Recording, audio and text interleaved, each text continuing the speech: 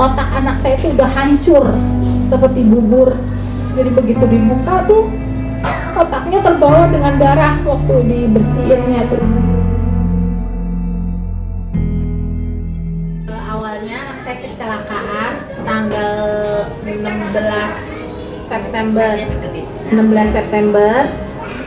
Itu kecelakaannya dekat rumah.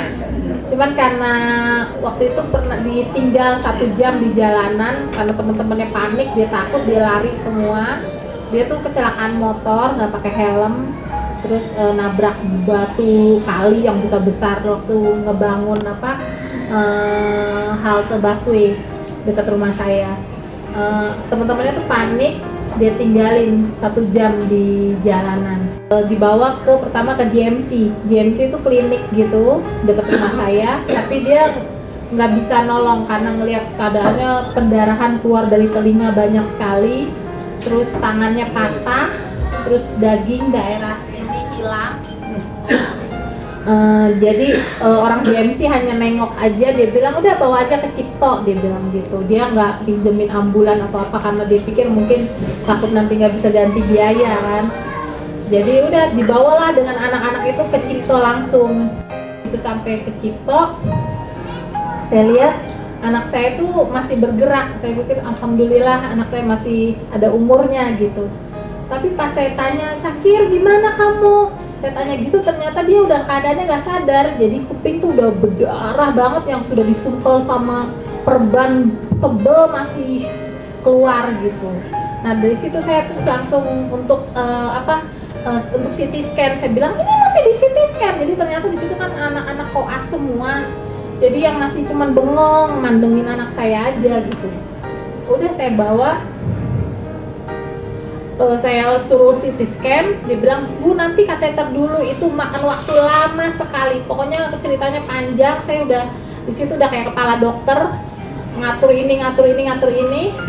Jadi baru di CT scan-nya itu dari jam 1 malam, anak saya nyampe situ jam 2, saya sampai setengah 3, baru di CT scan setengah 9 pagi. Jadi anak saya tuh keadaannya udah bener-bener kejang-kejang yang matanya tuh udah di kiri semua udah begini gitu kalau dibuka matanya. Saya perhatiin kepala tidak ada luka sama sekali tapi agak lebih rata. Saya curiga gitu, ini kayaknya kok kepalanya rata. Saya tuh perhatiin satu persatu tubuhnya dia. Terus akhirnya dokternya datang, saya nggak mau sebutin namanya. Itu dokter dekat sekali dengan saya tapi dia sudah bicara yang menenangkan saya, mungkin maksudnya bagus tapi saya nggak bisa terima gitu. Cuma saya udah maafin dia. Dia bilang kata anak kamu tuh nggak kenapa-napa, dia hanya terbentur. Kalau semua orang yang terbentur pasti ada pendarahan. Nanti kira-kira 3 hari lagi nanti anak kamu sudah diserap sendiri, diabsorb sendiri cairan atau darahnya sama badannya dia. Nanti 3 bulan juga dia bisa jalan kok, tenang aja, dia bilang. Saya saranin untuk pindah, dia tidak mau karena dia bilang di sini tuh bagus banget, cekatan banget. Saya bilang di sini lelet banget, saya bilang. Enggak, yang cekatan kamu lihat itu yang tercepat di Indonesia, dia bilang gitu. Ya udah, saya pikir dia kan seorang yang sudah mau profesor, saya pikir jadi saya percaya aja. Dan saya nggak pernah ngadepin kayak gini, jadi saya nurut aja dia masukin anak saya ke ICU. Tapi alhamdulillahnya saya merasa saya harus tungguin dia, harus jagain dia per detik, saya nggak mau tinggalin. Saya bilang gitu sama dokternya untuk supaya jangan dokter ICU ngusir saya. Dan di situ alhamdulillah saya ditunjukin obat kadaluarsa yang disuntikin. Terus tindakan-tindakan yang aneh, pokoknya aneh banget.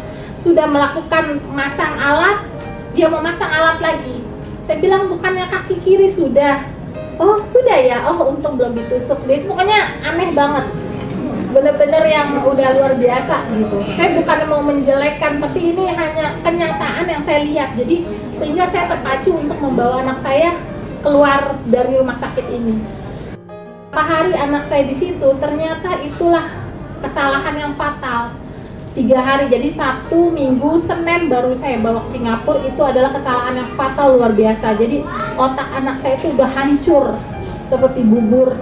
Jadi begitu dibuka tuh otaknya terbawa dengan darah waktu dibersihinnya tuh. Kira-kira kurang lebih sampai ya mungkin 25 atau 30 apa 20%, saya nggak tahu, pokoknya otak anak saya hilang. Jadi kalau di MRI itu bentuknya growth gitu. Dan ini garis besarnya ya, saya ceritain. Dokter di sana bilang anak saya, waktu saya tanya-tanya, dok, kan di sini pernah katanya ada yang kena bom kedutaan Australia, itu katanya 6 bulan sehat ya dok, berarti anak saya gimana dok? Saya cuma pengen tahu aja sih, saya orang bodoh yang pengen tahu keadaan anak saya itu gimana. Saya bilang, kamu jangan bandingin sama dia nggak ada apa-apanya sama anak kamu. Kalau kamu mau bandingin, dia bilang, sama anak yang di Aceh, dia bilang, yang ketembak peluru, masuk peluru ke otak, itu baru kamu bisa bandingin. Itu anak, dia bilang 2,5 tahun atau 2 tahun keadaannya terus bagus, tapi saya nggak bisa ngomong di sini. Dia bilang, ngomong sekarang ini keadaan anak kamu akan begitu, saya nggak mau kamu kecewa, dia bilang. Oke, terus saya tanya lagi, saya terus pancing, saya pengen tahu kerusakannya apa sih, kok dia selalu ngomong otak anak ibu sakit. Ibu jangan tanya kapan dia bisa sekolah, jangan tanya kapan dia begini. Jadi saya selalu ngorek gitu, kenapa? Jadi ternyata saya bisa korek dari dokter anestesinya, dia memang agak lebih terbuka. Dia bilang, dok, kenapa kok anak saya bilangnya katanya nggak ada apa-apanya dengan maksudnya lebih gawat daripada yang kedutaan Australia, itu kan katanya tulangnya udah terbuka, udah bernanah, kok masa anak saya, padahal kondisinya kan waktu datang bagus. Dia bilang, anak kamu itu otaknya hancur, jadi waktu dibuka itu otaknya, kamu bayangin pendarahan itu harus ditangani kalau bisa sebelum 6 jam, ini sudah berapa puluh jam, jadi otak itu sudah hancur. Jadi itu dia keadaannya anak kamu. Dan yang hilangnya itu otak itu adalah otak yang sebelah kiri, itu otak yang penting banget, otak motorik, memori, matematik, semua bicara itu semua di situ, dia bilang. Jadi ya kamu sabar aja, dia bilang gitu.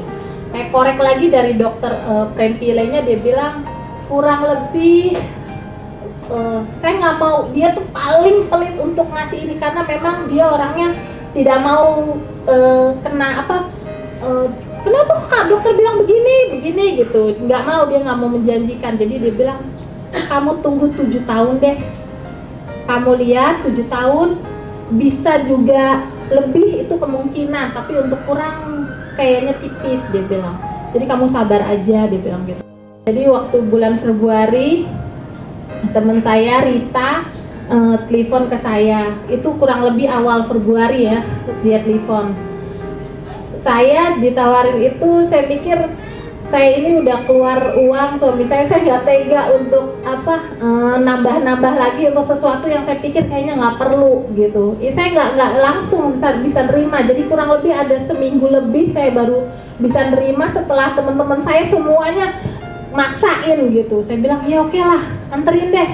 Jadi malam-malam waktu saya ke dokter di Indonesia yang di Pondok Indah ngecek anak saya, Ibu Rita nganterin 1 botol.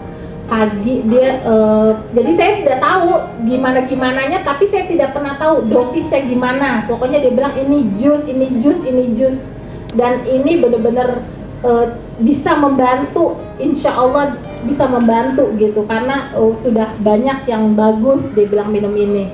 Oke, jadi saya pagi saya kasih waktu saya kasih obat jam 9 saya kasih jus ini. Hari pertama saya kasih 3 sloki, hari kedua saya naikin, seperti nggak sabar gitu, saya punya ada rasa nggak sabar, penasaran bener apa kok bisa cepat begini. Saya ke hari ketiga juga tingkatin terus sampai hari keempat atau hari kelima, itu anak saya tiba-tiba yang tadinya ototnya kan pendek ya, karena waktu dioperasi tuh tulangnya dibuka. Pulang ke Indonesia kan masih pakai kulit aja, nggak ada tulangnya. Itu jadi lehernya tuh dipakein canggahin sama balon bantal seperti donat. Nah karena itu jadi ototnya pendek, sehingga otot tangan juga tertarik sehingga begini aja, dan matanya pandangannya kosong. Waktu hari kelima itu saya kasih, tiba-tiba dia yang bisa nengok kalau ada orang buka pintu, terus dia bisa liatin kemana orang pindah ke sini, dia nengok, bisa nengok lah pokoknya. Saya bilang, ini kayaknya dia bisa lihat saya begini, balik ke sini, ikutin saya. Nah mulai dari situ saya benar-benar percaya dan saya kasih sampai satu hari itu 600 mili saya kasih terus. Nah itu dia, alhamdulillah perkembangannya tuh bagus dan luar biasa. Jadi dari yang terapi targetnya belum ada target untuk anak saya bisa gimana, tiba-tiba yang langsung bertarget dan belum mencapai target untuk duduk, dia sudah bisa duduk. Belum mencapai target untuk bisa berjalan, dia sudah bisa berjalan. Jadi benar-benar sampai sekarang juga orang yang di tempat terapinya itu sekarang sudah yang benar-benar ngejalanin juga ini untuk membantu orang-orang stroke di sana.